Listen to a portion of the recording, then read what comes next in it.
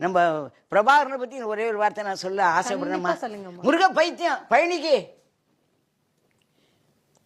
அவர் என்ன சொல்லியிருந்தார், இந்த கமலாவோட தமிழை கேட்கணும் எனக்கு அப்படின்னு ஒரு 16 நாட்டில் ஏற்பாடு பண்ணியிருந்தார் பிரபாகரன். இலங்கை போனீங்களா? ஆமாம்மா ஆமாம்மா. தமிழுக்காக அந்த தமிழ் மேல இருக்கிற பற்றுனால எனக்கு பிரபாகரன் சொன்னாலே தமிழ் தான். பிரபாகரன் வேற தெரியாது, எனக்கு தமிழ் தான் தெரியும். அதனால தமிழுக்காக உயிரை கொடுத்தானம்மா. உயிரை சொல்றது வேறம்மா, கொடுத்துட்டானேம்மா. எத்தனை பேரம்மா, எத்தனை பேர், அடா அடா அடா அம்மா, எத்தனை பேரம்மா நினைச்சாலே.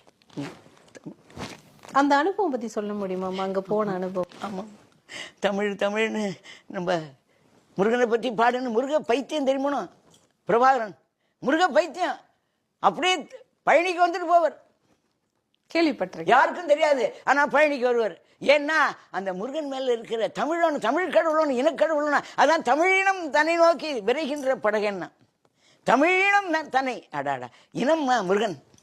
அவனும் தமிழ் கடவுள் மட்டும் ஒரு இனக்கடவுள்.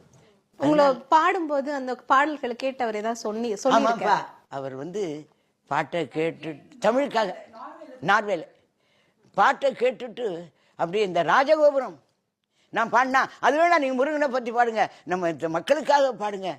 நான் அவரை பற்றி என்ன, அவர் அப்படி பாடுபட்டிருக்காரம்மா.